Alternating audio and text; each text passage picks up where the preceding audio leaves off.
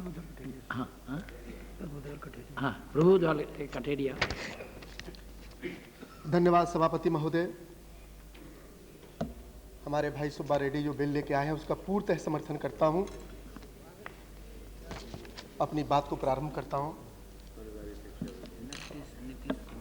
सभापति महोदय, मुझसे पूर्व मेरे वक्ताओं ने शिक्षा के जगत में बड़े विस्तार रूप से आंकड़ेबंद सारे तथ्य रखे।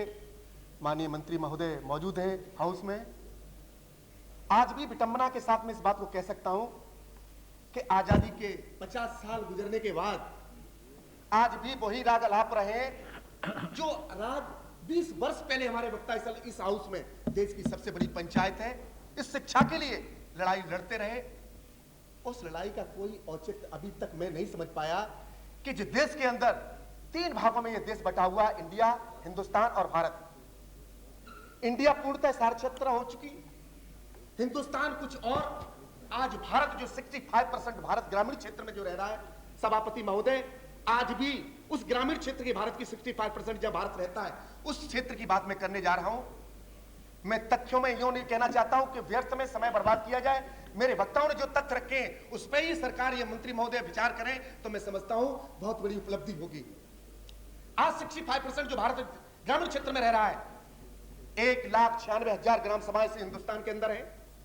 उन ग्राम सभाओं के अंदर प्राथमिक विद्यालय, जो कि छोटी सी बात है, प्राथमिक विद्यालय आज पूर्णतः है जो 14 साल के बच्चों को अनिवार्य शिक्षा, मौलिक अधिकार, निःशुल्क शिक्षा के बारे में आज भी वही गीत हम गाए जा रहे हैं। उन बच्चों के लिए वही करना जिस प्रकार से ब्रिटिश हुकूमत में ये दोगली, इस देश की भाग्य विधाताओं ने जिस तरीके से दोगली नीति अपनाकर आज वही लोग जो 65% भारत ग्रामीण क्षेत्र में रहता है, अगर उन लोग को सही सलामत अगर शिक्षा में उनको मिली होती तो किसान का बेटा और मजदूर का बेटा आईएएस और आईपीएस के कंपटीशन में बैठ सकता था। आज वही ब्रिटिश हुकूमत के साम्राज्य में जो धरोहर में हमें लोग मिले, उन्हीं के बेटा आज कॉन्वेंट स्कूल में पढ़ के और आईएएस और आईपीएस के पीसीएस के कंपटीशन में वही लोग बैठते हैं। एक किसान का बेटा और मजदूर का बेटा आईएएस और आईपीएस के कंपटीशन में नहीं बैठ पाता। वो क्यों? इस शिक्षा में दोगली नीति अपनाई गई। आज जो अनुसूचित जाति, अनुसूचित जनजाति के लोग, जो पिछड़ी जाति के लोग, जो पिछड़े क्षेत्र में जो रह रहे हैं, वहां शिक्षा की अनिवार्यता अभी तक किसी प्रकार की कोई अभी तक नहीं हो पाई।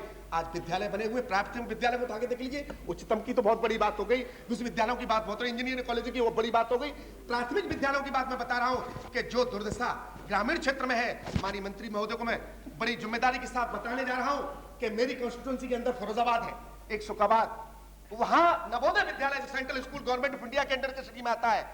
आज वो नवोदय विद्यालय में जहां विद्यालय बच्चे कम से कम 4,000 बच्चे पढ़ते हैं, उस विद्यालय के अंदर पास में एक कट्टीघर खुला हुआ है जहां पशु का वध होता है, डेली सर्विस। उस जगह संक्रामक रोग, बच्चों की बीमारी, इतनी तमाम डेंगू जैसी बीमारी फैल रही है। आज तक मैंने 3 बार पत्र गवर्नमेंट ऑफ इंडिया मानव संसाधन मंत्री को दिया। महोदय, बड़ी विटंबना इस बात की है। मैं खुद यही कहना चाहता हूं, आप तो बड़े सीनियर में इस हाउस के मेंबर हैं और आप चीफ मिनिस्टर भी रह चुके हैं। मैंने आपसे प्रार्थना की थी कि आप जो गवर्नमेंट ऑफ इंडिया का जो केंद्रीय विद्यालय है, पार्ट नंबर 2 कैंट स्टेशन पर एक विद्यालय का प्रिंसिपल 14 वर्ष से स्थापित उस जगह पर है, उसकी अनियमितताएं, हमारी जो महिला शिक्षक हैं उनके बारे में 3 बार आपसे मैं मिला। वही नीति कि अछूत बन जाता मेंबर पार्लियामेंट। आज ये मालूम 20 लाख लोगों का जो रिप्रेजेंटेशन करता है, जो मंत्री बन गया, दैट इज माय, जो कुछ भी है वो इस सब मेंबर को इस जगह पे आप भी बैठ सकते हैं, कल हम भी बैठ सकते हैं। इतना हम दूसरे आके एक दूसरे के अंदर मानवता रहनी चाहिए कि आज मेंबर है, कल सरकार में पहुंचेंगे, कल तुम प्रतिपक्ष में बैठोगे, हम सत्ता में बैठेंगे, पर member as a member parliament उसकी भावना को ध्यान में रखना चाहिए कि एक मेंबर 20 लाखों विषय पे बोल रहा हूं। मेरी निवेदन यह थी, प्राथमिक विद्यालय जिस तरीके से नीति अपनानी चाहिए वो नीति आज तक नहीं अपनाई गई। इसलिए मैं कहता प्राथमिक विद्यालय, मैंने कहा 5,96,000 ग्राम सभा इस देश के अंदर है, 5 लाखों की स्कूलों की जो बात कही है ये भी सिर्फ तथ्य कागजों पे है। 5 लाख स्कूलों प्राथमिक विद्यालयों की बात कही है, सिर्फ कागजों में आंकड़े हैं। अगर माननीय मंत्री महोदय सरकार ये गुजरात की देखे कि वास्तव में कि फ्रंट पर कितने स्कूल चल रहे हैं, आज भी बच्चे, जो गरीब का बच्चा, मजदूर का बच्चा, मैं लेबर कंसल्टेटिव कमेटी में था, वो भी गवर्नमेंट ऑफ इंडिया एक बिल पे प्रस्ताव किया था, हमारे लेबर मिनिस्टर थे, आज हमारे स्पीकर हैं, वो मंत्री थे उस वक्त, ये प्रस्ताव किया गया था और सर्वसम्मति से पास किया गया था ये विधेयक को कि जो लेबर जो होती है मजदूर वर्ग के व्यक्ति को प्रत्येक जनपद में एक प्राथमिक विद्यालय की व्यवस्था, उच्च स्तरीय प्राथमिक विद्यालय की व्यवस्था की जाएगी। वो अभी तक गवर्नमेंट ऑफ इंडिया ने पूरा नहीं किया। किसी जिला हेडक्वार्टर पे भी कोई विद्यालय की व्यवस्था नहीं की।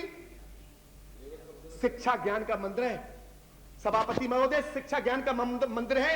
ज्ञान का एक ऐसा मंदिर है, चाहे व्यक्ति किसी की धरोहर नहीं, किसी की जमींदारी, अगर वास्तविक शिक्षा व्यक्ति को मिल सकती है तो मैं सकता हूं कि व्यक्ति कितना भी गरीब हो या अमीर हो, चाहे पूंजीपति हो, चाहे धनवान हो, चाहे गरीब हो, अगर शिक्षा उसकी ठीक है तो सारे देश के अंदर अपनी किसी प्रांत पर जाकर अपनी बात को कह सकता है। शिक्षा नहीं मिली, इसलिए महोदय तथ्य में न जाकर मेरी तो सिर्फ यही प्रार्थना है।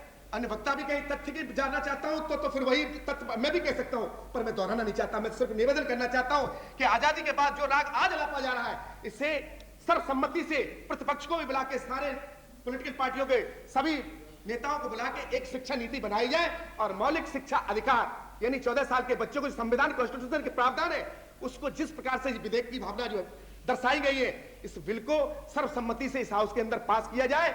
इस बिल को समर्थन करते हुए मैं अपनी बात को विराम देता हूं। नीतीश कुमार। धन्यवाद।